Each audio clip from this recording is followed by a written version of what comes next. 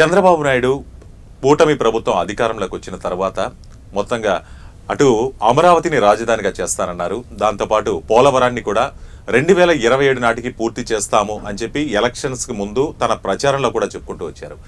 ఇప్పుడు ఆ ఎలక్షన్లలో ఘన విజయం సాధించడం జరిగింది. తర్వాత అధికారంలోకి వచ్చారు. అధికారంలోకి వచ్చిన తర్వాత అమరావతి డెవలప్ మీద కూడా చాలా ముందుగా వెళ్తున్నారు. అలాగే దాని అభివృద్ధి కోసం కేంద్రంతో కూడా నిధులు సేకరిస్తున్నారు, నిధులు సాధించుకొస్తున్నారు.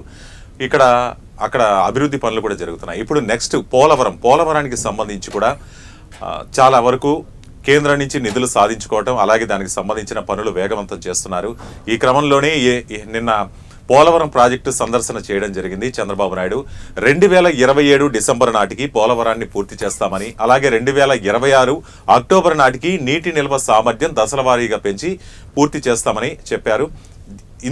ఈ క్రమంలోనే గత ప్రభుత్వమైనటువంటి వైసీపీ పాలన మీద కూడా ఆయన తీవ్ర విమర్శలు చేశారు. పోలవరానికి వైసీపీ పాలనలో ఎంత నష్టం జరిగింది, అలాగే 2019 ఎలక్షన్కి ముందు మేము కొంత మేరకు నిర్మాణం చేశాము, కానీ వైసీపీ ప్రభుత్వం అధికారంలోకి వచ్చిన తర్వాత పూర్తిగా నిర్లక్ష్యంతో దాన్ని పక్కన పడేయడం వల్ల చాలా వరకు అభివృద్ధి అనేది కుంటుపడిపోయిందంటూ విమర్శలు చేశారు. అయితే ఈ విమర్శలకు సంబంధించి అంబటి రాంబాబు కూడా తిరిగి కౌంటర్ ఇవ్వడం జరిగింది. అంటే టీడీపీ ప్రభుత్వం యొక్క చేతగాడి తరం వల్లే ఈ విధంగా వెనకబడిపోయింది, పోలవరం నిర్మాణం అనేది పూర్తి కాకుండా పోయిందంటూ ఇంకా చాలా అనేక క్వశ్చన్లు అయితే సంధించడం జరిగింది, కౌంటర్ ఇవ్వడం జరిగింది. ఇప్పుడు మొత్తం ఈ పరిణామం నేపథ్యంలో అసలు ఏం జరిగింది ఏంటి అనేటటువంటి మొత్తం విషయాలను మనకు ప్రముఖ పొలిటికల్ అనలిస్ట్ అయినటువంటి అడారి నాగరాజ్ గారు మనతో పాటు ఈరోజు స్టూడియోలో ఉన్నారు.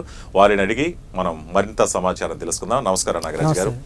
సార్, మొదటిగా చంద్రబాబు నాయుడు అంటే ప్రతి నెల సోమవారం పోలవరంకి వెళ్ళి అక్కడ మొత్తం ఎటువంటి కన్స్ట్రక్షన్స్ జరుగుతున్నాయి ఏంటి ఇటువంటి ఇవన్నీ చూస్తామని చెప్పడం అయితే జరిగింది. ఆ క్రమంలోనే ఈసారి వెళ్ళడం జరిగింది. నిన్న కూడా వెళ్ళి సందర్శించడం జరిగింది. అలాగే అక్కడ ఎటువంటి నిర్మాణాలు కానీ అక్కడ పరిస్థితులు ఏంటి, వాస్తవాలు ఏంటి తెలుసుకునే ప్రయత్నం అయితే చేశారు. చేసిన తర్వాత ఇక్కడ వైసీపీ పార్టీ మీద కూడా కొన్ని విమర్శలు చేశారు. అంబటి రాంబాబు కూడా తిరిగి దానికి కౌంటర్ ఇవ్వడం జరిగింది. దాన్ని మరి అలా చూస్తారు. అంటే ఇప్పుడు చంద్రబాబు నాయుడు గారు సీఎం అయిన తర్వాత ఇది సెకండ్ టైం పోలవరం ప్రాజెక్ట్ని సందర్శించడం. సో ఆ ప్రాజెక్టు యొక్క స్థితిగతులు గత ప్రభుత్వం తీసుకొచ్చిన ఏమైనా దానివల్ల ఎంతవరకు నష్టమైంది, అసలు ఆ పోలవరం ప్రాజెక్టును ఎంతవరకు కంప్లీట్ అయింది, చేయాల్సిన పనులు ఎంతవరకు ఉన్నాయి, అంటే ప్రభుత్వ వైఫల్యం వల్ల జరిగిన కొన్ని సమస్యలు ఉంటాయి. అదేవిధంగా డయాఫ్రామ్ వాళ్ళు కూడా నిర్వీణం అయిపోయింది, పాడైపోయిందని చెప్పారు. సో అసలు పోలవరం ప్రాజెక్టు మీద ఒక స్టాండ్ అంటే ఏ రకంగా ముందుకెళ్ళచ్చు, ఎంత టైం వరకు మనం దాన్ని పూర్తి చేయొచ్చు, లోటుపాట్లు ఏంటి అనే విషయం మీద అధికారులతో పాటు ఆయన కూడా ప్రత్యేకంగా సందర్శించడం జరిగింది. ముఖ్యమంత్రి అయిన తర్వాత ఇది రెండోసారి అనుకుంటా. సో చాలా విషయాలను కూడా పబ్లిక్ చెప్పడం జరిగింది. అసలు పోలవరం ప్రాజెక్ట్ ఏ రకంగా ఉంది, గతంలో ఎంతవరకు ఉంది, ప్రభుత్వం తీసుకున్న నిర్ణయాల వల్ల ఎంతవరకు డ్యామేజ్ అయింది, దాన్ని కవర్ చేయడానికి ఎంత సమయం పడుతుంది అనే విషయాలు నిన్న ఆల్రెడీ అందరికీ మీడియా ముందు కూడా చెప్పడం జరిగింది. కాబట్టి పోలవరం ప్రాజెక్టు పరిస్థితి మనం గమనిస్తే మాత్రం చాలా లేట్ అవుతుంది. ఎందుకంటే మొదటి 2014లో ఏదైతే రాష్ట్రం విడిపోయిన తర్వాత ఈ పోలవరం ప్రాజెక్టు మీద చాలా మంది ఆశలు పెట్టుకున్నారు. కాబట్టి ఇది వేగంగా జరుగుతుంది అని భావించారు తప్ప రాజకీయ పరంగా మొన్న ఎలక్షన్లో టీడీపీ రాకపోవడం, మళ్ళీ ఆ ప్రభుత్వం హ్యాండ్ తర్వాత ఈ ప్రభుత్వం మారడం వల్ల కొంచెం డిలే అయింది. సో ఖచ్చితంగా పోలవరం ప్రాజెక్టుని సందర్శించాలి, పోలవరం ప్రాజెక్టుని వేగవంతం చేయాలని చెప్పి మనం కోరుకుంటున్నాం, ప్రజలు కూడా కోరుకుంటున్నారు. అలాగే నిన్న సందర్శించిన తర్వాత చంద్రబాబు నాయుడు ప్రధానంగా చేసినటువంటి ఆరోపణ ఏంటంటే పోలవరం ప్రాజెక్టు పేరుతో ఆ నిధులన్నీ మళ్లించింది వైసీపీ ప్రభుత్వం అనేది చంద్రబాబు నాయుడు చేసినటువంటి ఆరోపణ. అది కరెక్టేనంటారా? అంటే మీరు చంద్రబాబు గారు చెప్పిన విషయం నేను కూడా మీడియాలో చూశాను. అయితే అంబటి రాంబాబు గారు ఏమన్నారు, అసలు మాకు కేంద్రమే నిధులు ఇవ్వలేదు, మేము చేసిన ప్రతి పనిని కూడా మేమే రియంబర్స్మెంట్ పెట్టాం, మేము ముందు డబ్బులు ఖర్చు పెట్టి ఆ డబ్బులు మేము రియంబర్స్మెంట్గా కేంద్రం నుంచి తీసుకున్నాం తప్ప మాకు ప్రత్యేకంగా కేంద్రం ఇంత ప్యాకేజ్ అంటూ ఏం ప్రకటించలేదు, ఇంత అమౌంట్ ఏం మాకు శాంక్షన్ చేయలేదు అనే విషయాన్ని నిన్న ఏదైతే చంద్రబాబు గారు మీటింగ్ అయిపోయిన తర్వాత చేసిన వ్యాఖ్యలకి ఈయన కౌంటర్గా కూడా చెప్పారు, మాకు అసలు అమౌంటే ఇవ్వలేదు, అంతా మాకు వచ్చిన అమౌంట్ అంతా కూడా రియంబర్స్మెంట్ ప్రకారమే వచ్చింది అనే విషయాన్ని చెప్తున్నారు. ఇప్పుడు రియంబర్స్మెంట్ అంటే కేంద్రం నుంచి సహకారం అందలేదంటారా? అంటే ఆర్థికంగా సహకారం అందలేదనే విషయం చెప్తున్నారు. సో రియంబర్స్మెంట్ అంటే మొదట పని చేస్తారు, ఆ అమౌంట్ ముందుగా ప్రభుత్వం పెడతారు, ఆ తర్వాత దాన్ని కేంద్రానికి పంపిస్తారు. సో నిధులే మళ్లించారు అనేది చంద్రబాబు గారు చెప్తున్నారు. అది కాదు, అసలు మాకు నిధులే రాలేదు, మొత్తం మీరు రియంబర్స్మెంట్ ద్వారానే మా ప్రాజెక్ట్ ని ఎంతవరకు సాధ్యం అంతవరకు మేము నడిపించామనే విషయం ఆయన చెప్తున్నారు. సో చంద్రబాబు గారు చెప్పింది అబద్ధం అనే విషయాన్ని అంబటి రాంబాబు గారు చాలా గట్టిగా కౌంటర్ చేసి చెప్తున్నారు. ఇప్పుడు అలాగే డయాఫ్రమ్ వాల్ అయితే పూర్తిగా దెబ్బతింది, దాన్ని తిరిగి మళ్ళీ కట్టాలి, దాన్ని మళ్ళీ నిర్మించాల్సిన అవసరం ఉంది అంటున్నారు. అక్కడ నిర్మించాల్సిన అవసరం ఉందంటారా? అదే మన ఇప్పుడు పోలవరం ప్రాజెక్టు మీద ఏదైతే డయాఫ్రమ్ వాల్ అనేది చాలా బేస్డ్ ఏంటంటే అన్ని ప్రాజెక్టులకు పోలవరం ప్రాజెక్టుకు చాలా భిన్నమైన కోణం ఉంది. ఎందుకంటే అక్కడ ఎక్కువ ఇసుక, ఇలాంటి ప్రాంతాల్లో డయాఫ్రామే పోలవరం ప్రాజెక్టు బేస్. సో ఆ బేస్ చేసుకునే పోలవరం ప్రాజెక్ట్ కడతారు.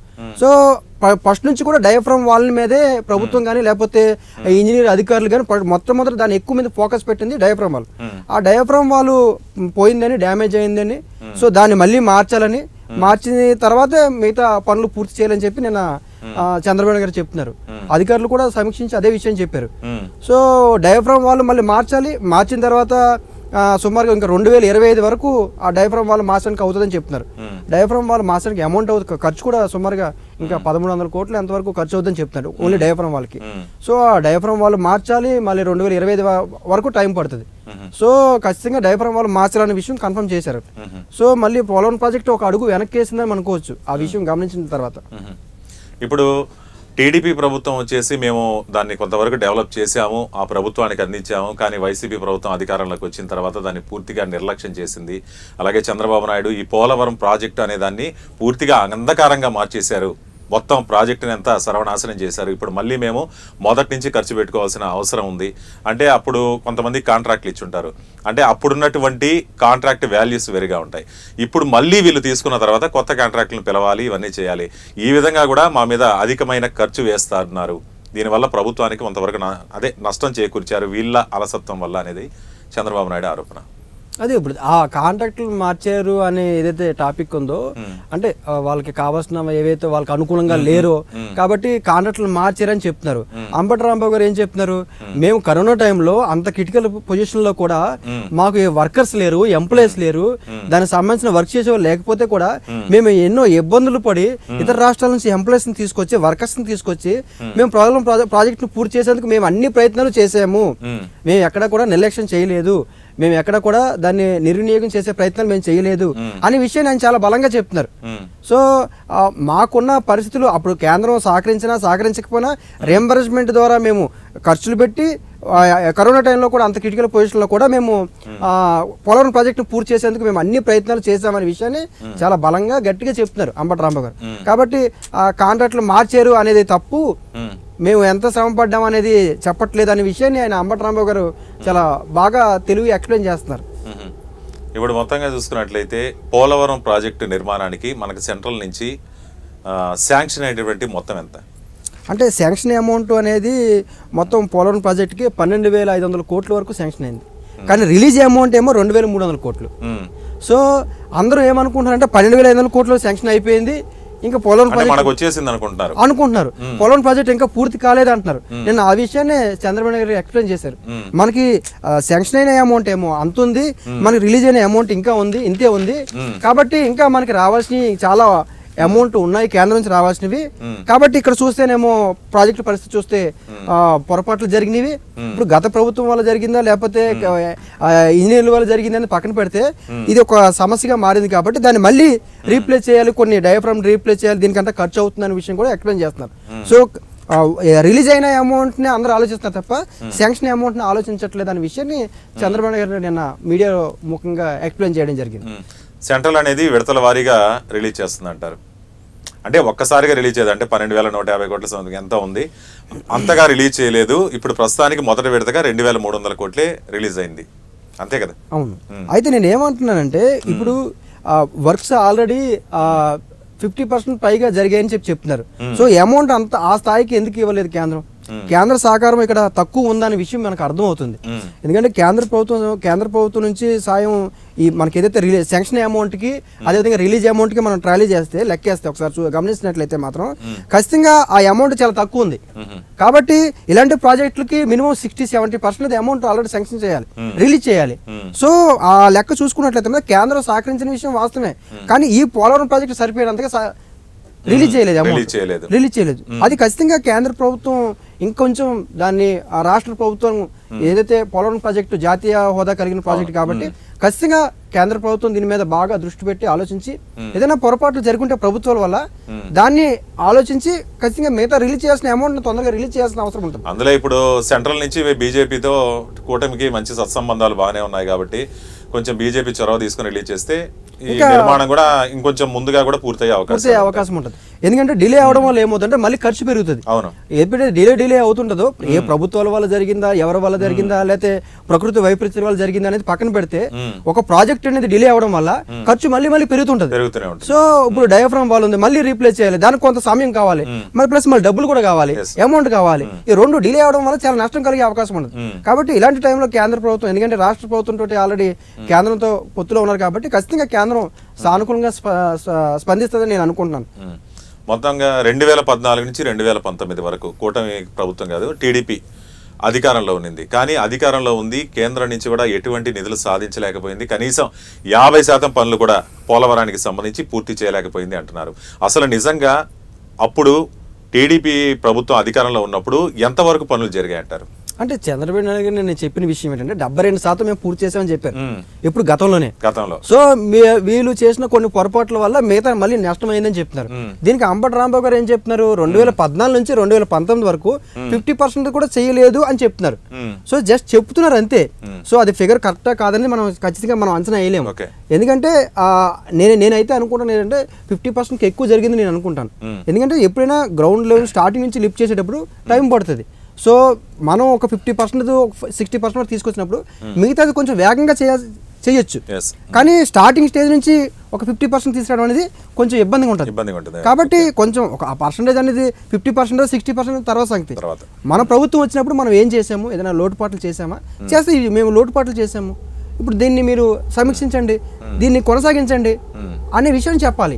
సో కాంట్రవర్సీ కాకుండా రెండు ప్రభుత్వం కానీ ప్రతిపక్షం కానీ రెండు కూడా ఈ పోలవరం ప్రాజెక్ట్ని ఒక రాజకీయపరమైన అంశంగా వాడుకోకుండా అందరూ కలిసి ఈ ప్రాజెక్ట్ని త్వరగా చేస్తారని ఆశిస్తాను.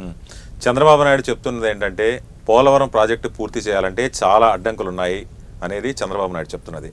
అసలు పోలవరం ప్రాజెక్టు నిర్మాణానికి అన్ని అడ్డంకులు ఎందుకు వస్తున్నాయి? ఇది పూర్తయితే రైతులకి అలాగే సాగునీరుకి చాలా వరకు కష్టాలు తీరతాయి. అటువంటి మంచి కార్యక్రమానికి అడ్డంకులు ఎలా వస్తున్నాయి, ఎటువైపు నుంచి వస్తున్నాయి అంటారు? అంటే పోలవరం ప్రాజెక్ట్కి మొదటి నుంచి కూడా చాలా అడ్డంకులు ఉన్నాయి. ఎందుకంటే చాలా పెద్ద ప్రాజెక్ట్ పోలవరం ప్రాజెక్ట్. ఎందుకంటే నార్మల్గా మనం డ్యామ్స్ కడతాం, చిన్న ప్రాజెక్టులు కాదు, చాలా పెద్ద ప్రాజెక్టు. ఏదైతే ఇప్పుడు ఒరిస్సా ఉంది, ఒరిస్సా నుంచి ఇబ్బందులు ఉన్నాయి. ఒరిస్సా వాళ్ళు గతంలో కూడా అనేక కేసులు వేశారు, 2014లో వేశారు. అంతకుముందు కూడా పోలవరం ప్రాజెక్టు ఆగిపోవడానికి లేట్ అవ్వడానికి కూడా ఇది ఒక కారణం, అడ్డంకులే. ఎందుకంటే ఒకటి భూసేకరణ, రెండు అక్కడ ఛత్తీస్గఢ్ నుంచి కూడా సమస్య ఉంది, ప్లస్ అది బార్డర్, ఒరిస్సాకి ఆంధ్రాకి బార్డర్ ఉంది, మన తూర్పు గోదావరి ఇవన్నీ కూడా కలిపి ఉన్నాయి. ఫిజికల్గా అనేక రకాల సమస్యలు ఉన్నాయి.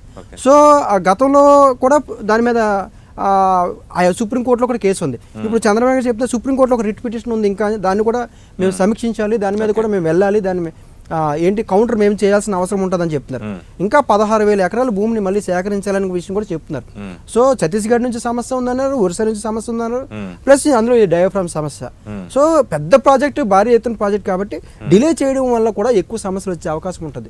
ఏ ప్రాజెక్ట్ అయినా సరే తొందరగా కంప్లీట్ చేయడం వల్ల ఏదైనా సమస్య ఉంటే కూడా ఆగిపోయే అవకాశం ఉంటుంది తప్ప డిలే చేయడం వల్ల ఏమవుతుందంటే అవతల రాష్ట్రంలో ఒరిస్సా ఉంది, మన ఛత్తీస్గఢ్ ఉంది. సో వాళ్ళు ఎప్పుడు ఒకేలా ఉంటారని అనుకోవడానికి ఛాయిస్ లేదు కదా. సో ఒక్కొక్కసారి ఒక్కో రకంగా, అంటే నవీన్ పట్నాయక్ గారు ముఖ్యమంత్రిగా ఉన్నప్పుడు చంద్రబాబు గారు పోలవరం ప్రాజెక్ట్ మీద చాలా సానుకూలంగానే మాట్లాడారు. సో ఇప్పుడు ఛత్తీస్గఢ్ ఉంది, అలాగే స్పందిస్తారని చెప్పలేం కదా. సో ఇబ్బందులు అయితే పోలవరం ప్రాజెక్టు లేవని అనట్లేదు, చాలా పెద్ద ప్రాజెక్ట్ కాబట్టి ఇబ్బందులు ఆటంకాలు ఖచ్చితంగా ఉంటాయి. చట్టపరమైన ఇబ్బందులు ఉన్నాయి, భూసేకరణ అంశాలు ఉన్నాయి, అదేవిధంగా ఏవైతే మనకి పోలవరం ప్రాజెక్ట్ మీద జరిగిన డ్యామేజ్ ఉంది, వీటిలన్నింటినీ కూడా ఒకసారి సమీక్షించి ఏం చేయగలుగుతాం, ఏం చేయాలి, ప్రభుత్వం ఏం చేయాలి, కేంద్ర ప్రభుత్వం ఏం చేయాలి, ఇంజనీర్లు ఏం చేయాలని నిన్న చంద్రబాబు వెళ్ళి కలిశారు. మొత్తం అన్ని విషయాలను సమీక్షించారు. కాబట్టి ఖచ్చితంగా అడ్డంకులు లేవని అనడానికి అయితే లేదు. ఖచ్చితంగా అడ్డంకులు ఉన్నాయి. అడ్డంకులు అధిగమించాలని కోరుకుంటున్నాను. ఓకే, ఇప్పుడు చంద్రబాబు నాయుడు చెప్తున్నది ఏంటంటే 2027 డిసెంబర్ నాటికంతా పోలవరాన్ని పూర్తి చేసి పూర్తి స్థాయిలో దాన్ని అందుబాటులోకి తీసుకురావాలనేది ఆయన లక్ష్యం. ఎందుకంటే పోలవరం 2 కళ్ళల్లో ఒకటి అంటుంటున్నారు కాబట్టి దీని మీద చాలా సీరియస్గానే ఫోకస్ పెట్టుంటారు.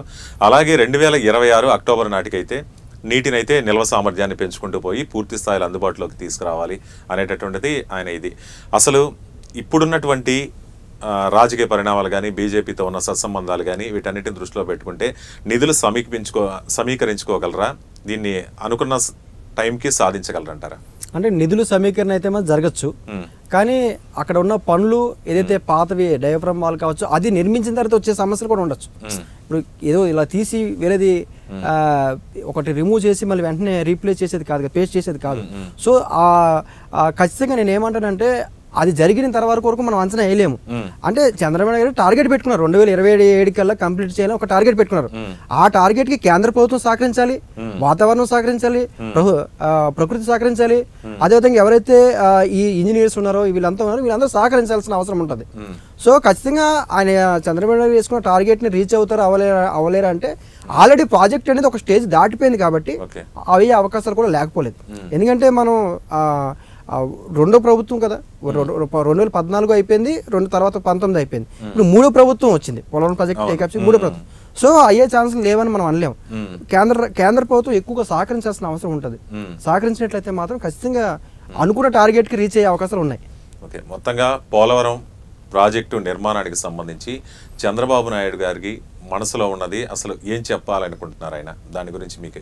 అంటే పోలవరం ప్రాజెక్ట్ అనేది మేము గత ఫస్ట్ నుంచి కూడా పోలవరం ప్రాజెక్ట్ మీద మేము స్టాండ్ తీసుకున్నాము. అదేవిధంగా 2014 రాష్ట్ర విభజన తర్వాత 7 ముంపు మండలాలు ఉన్నాయి. ఆ 7 ముంపు మండలాలను కూడా ఏపీలో కల్పిస్తేనే నేను ముఖ్యమంత్రిగా ప్రమాణ స్వీకారం చేస్తానని చెప్పి చంద్రబాబు గతంలో చెప్పారు. ఆ విషయం నేను అంబటి రాంబాబు గారు గుర్తు చేశారు. సో పోలవరం ప్రాజెక్టు మీద మాకు మొదటి నుంచి కూడా మంచి ఐడియాలజీ ఉంది, మంచి స్టాండ్ ఉంది. ఆ స్టాండ్ తోటి మేము ముందుకు వెళ్తున్నాము. గత ప్రభుత్వం ఆ రకంగా నిర్వీర్యం చేయడం వల్ల ఈ రకంగా అయిపోయింది తప్ప ఆ ప్రాజెక్టుని మొదటి నుంచి కూడా టీడీపీ ప్రభుత్వం చంద్రబాబు నాయుడు గారు చాలా బలంగా తీసుకున్నారు అనే విషయాన్ని పబ్లిక్ చెప్పారు. అట్ ద సేమ్ టైం ఆ పోలవరం ప్రాజెక్టులో ఏం జరిగింది, నష్టాలు ఏంటి, ఎవరి వల్ల నష్టం కలిగింది అనే విషయం కూడా బాగా బలంగా ఎక్స్ప్లెయిన్ చేశారు. సో ఖచ్చితంగా ఎన్ని సమస్యలు ఉన్నా సరే మాత్రం ఖచ్చితంగా ఆ ప్రాజెక్టును పూర్తి చేస్తాము. అదేవిధంగా ఒక విషయం చెప్పారు, ఏదైతే 2014 రాష్ట్ర విభజన తర్వాత పోలవరం ప్రాజెక్టు జాతీయ హోదా ఇవ్వడం జరిగింది. విభజన చట్టంలో కూడా పోలవరం ప్రాజెక్టు ఉంది కాబట్టి కేంద్రం ఖచ్చితంగా బలంగా సపోర్ట్ చేయాల్సిన అవసరము బాధ్యత ఉంది అనే విషయాన్ని చివరిలో బలంగా చెప్పారు. కాబట్టి చంద్రబాబు నాయుడు గారు పొలిటికల్గా కావచ్చు, లేకపోతే కేంద్రానికి, ఇక్కడ ఉన్న ప్రతిపక్షాలకి, ప్రజలకి అందరికీ ఒకేసారి నిన్న సమీక్షించిన తర్వాత అందరికీ ఒకేసారి చెప్పారని చెప్పుకోవచ్చు. ప్రతి నెలలో కూడా ఒక సోమవారం వెళ్ళి చంద్రబాబు నాయుడు వెళ్ళి సమీక్షిస్తానని చెప్పారు. అయితే చంద్రబాబు నాయుడు ఇప్పటికే తన ప్రభుత్వ హయాంలో ఇప్పుడు 6 నెలలు దాటిపోయింది, ఇప్పటికి 2 సార్లు చేశారు. గత ప్రభుత్వంలో జగన్మోహన్ రెడ్డి కూడా ఆ విధంగానే వెళ్ళి సమీక్షలు చేస్తూ దాని గురించి పట్టించుకుంటే బాగుండేదేమో. అంటే ఒక్కొక్క లీడర్ ఒక్కొక్కలాగా ఆలోచిస్తారు, ఒక్కొక్క పార్టీ ఒక్కొక్కలాగా ఆలోచిస్తారు. కొంతమంది పొజిషన్లోకి వెళ్ళి పనిచేస్తే వాట్ ఈస్ ద ఫ్యాక్ట్ అనేది తెలుస్తుందని చెప్పి కొంతమంది అనుకుంటారు. కొంతమంది ఆల్రెడీ వాళ్ళకి వర్క్ ఇచ్చాం కాబట్టి ఏదైనా లోటుపాట్లు ఉంటే మనం సమీక్షించవచ్చు, దానికోసం ప్రతిసారి వెళ్ళాల్సిన అవసరం లేదని కూడా కొంతమంది ఆలోచిస్తారు. ఒక్కొక్క లీడర్ ఒక్కొక్క స్టాండ్ తీసుకుంటారు. సో చంద్రబాబు నాయుడు వెళ్ళడం వల్ల ఏమవుతుందంటే ఎవరైతే పనిచేసే వాళ్ళు ఉంటారో, ఇంజనీర్స్ కావచ్చు లేదా అధికారులు ఉంటారో కొంచెం యాక్టివ్గా పనిచేసే అవకాశం ఉంటుంది. అలా వెళ్ళకపోవడం వల్ల ఏమవుతుందంటే ఎక్కడో నుంచి ఆర్డర్ చేస్తారు కదా, జస్ట్ ఒక ఫోన్ చేస్తారు కదా, మనం మాట్లాడుతున్నాం కదా అని ఉంటుంది. ఉంటుంది. నేను ఎంప్లాయీగా పనిచేస్తాను, నాకు తెలుసు. అంటే మేనేజ్మెంట్ డైరెక్ట్ గా మన పక్కన కూర్చున్నప్పుడు మేనేజ్మెంట్ ఒకలాగా ఉంటుంది. మనల్ని అడిగినా అడగకపోయినా జస్ట్ మేనేజ్మెంట్ మన పక్కన ఉంటే ఆటోమేటిక్ గా మన యాక్టివిటీ అనేది మారిపోతుంది. సో అదే చంద్రబాబు గారు అక్కడ బాగా ప్లే చేశారు. ఎందుకంటే ఆయన కూడా కొంచెం ప్రతిష్టాత్మకంగా తీసుకున్నారు కాబట్టి ఇంతకు ముందున్న ప్రభుత్వం చేయలేంది ఎలాగైనా సరే ఈ ప్రభుత్వంలో చేసి తీరాలి అనే దృఢ సంకల్పంతో అయితే చంద్రబాబు ఉన్నట్లయితే క్లియర్ కట్ గా కనిపిస్తుంది. అందులో ఎటువంటి సందేశం లేదు. సందేహం ఎవరికీ లేదు. నిన్న అంబటి రాంబాబు గారు చెప్పిన విషయంలో కూడా ఒక విషయం చెప్తారంటే కేవలం తెలుగుదేశం పార్టీకి, కేవలం చంద్రబాబు నాయుడు గారికి మాత్రమే ఈ పోలవరం ప్రాజెక్టుకి రేటు వచ్చేలా ఆయన మాట్లాడుతున్నారు, వ్యవహరిస్తున్నారు. పోలవరం ప్రాజెక్టుని జలయజ్ఞం భాగంలో వైఎస్ రాజశేఖర రెడ్డి గారు ప్రారంభించారు. జగన్మోహన్ రెడ్డి గారు కూడా ఆ ప్రాజెక్టు కోసం చాలా కష్టపడ్డారు. సో వన్ సైడ్ మీరు క్రెడిట్ తీసుకుంటున్నారు, వన్ సైడ్ మమ్మల్ని విమర్శలు మాకేస్తున్నారు, ప్రశంసలు మీరు తీసుకుంటున్నారు, ఈ విషయం కూడా చెప్పడం జరిగింది. సో అంబటి రాంబాబు గారు ఇంటెక్షన్ ఏంటంటే క్రెడిట్ అనేది వన్ సైడ్ జరుగుతుంది అనే విషయాన్ని ఆయన చెప్పారు. చాలా బలంగా వాళ్ళ పార్టీ స్టాండ్, అతని స్టాండ్ కూడా చెప్పడం జరిగింది పోలవరం ప్రాజెక్ట్ మీద. సో ఖచ్చితంగా పోలవరం ప్రాజెక్టు అంటే 2027కి అవుతాయని మనం అందరం భావించుకోవచ్చు. దానికి కేంద్ర ప్రభుత్వం అధికారులు వీళ్ళందరూ సహకరిస్తే మాత్రం ఖచ్చితంగా టార్గెట్ రీచ్ అయ్యారు. అటు కాంగ్రెస్ ప్రభుత్వ హయాంలో కూడా దీని గురించి ఇది మొదలైంది, అలాగే టీడీపీ ప్రభుత్వంలో కూడా కొనసాగింది, తర్వాత వైసీపీ గవర్నమెంట్ వచ్చింది, దాంట్లో కూడా కొనసాగింది, అలాగే ఇప్పుడు మళ్ళీ టీడీపీ కూటమి ప్రభుత్వం వచ్చింది. ఇన్ని ప్రభుత్వాల్ని దాటుకొని వచ్చిందనమాట పోలవరం నిర్మాణం అనేది. సరే, మొత్తానికి చంద్రబాబు నాయుడు అయితే 2027కి కంప్లీట్ చేస్తారు అని చెప్పి ఆయన గట్టి నమ్మకంతో ఉన్నారు. చూద్దాం, 2027 డిసెంబర్ నాటికి కంప్లీట్ అయితే అలాగే చాలామంది రైతుల సాగునీటి అవసరాలు అనేవి తీరుతాయని చెప్పి మనం కూడా ఆశించవచ్చు. Thank you.